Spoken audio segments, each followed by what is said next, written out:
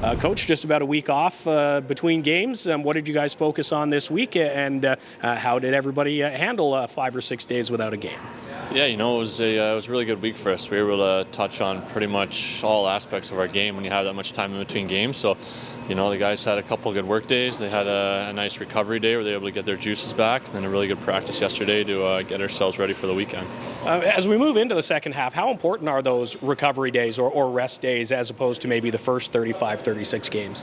Yeah, if we look at our schedule here, especially coming up over really starting tonight over the next 3-4 weeks, it's very busy. So the recovery days are huge. We expect the guys to give their all when they're on the ice in practice and in games. So we obviously need to reward them when that work gets put in with some days where they can take to themselves. Given the fact you've had about a week off, do you expect maybe a little extra jump from the guys back in game action tonight? Yeah, I hope so. Obviously, back-to-back huge division games here against the team we're chasing the standings in Toronto, so everyone should be amped up and juiced up and ready to go.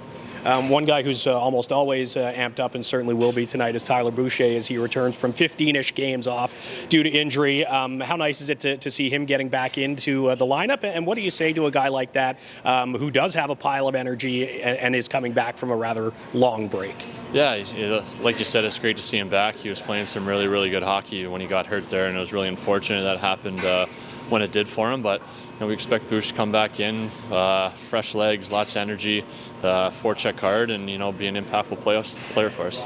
Lots of conversation naturally around goaltending, but I wanted to get a thought on Mads Søgaard being named to the Danish Olympic team.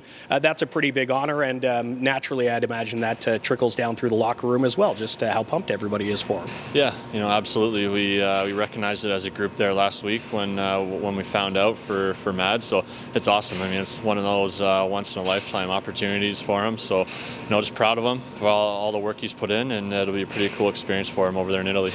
All right, and like we say, it's the game 9 of 10 against the Marlies this season. Obviously no secrets, but what's your checklist for success tonight? Well, there's no, like you said, there's no secrets. We played each other 8 times already, so we know what they are. They know who we are. They're a veteran team that they're not going to beat themselves, so we have to be sharp. We have to be ready to play 60 minutes and 60 minutes of the right way.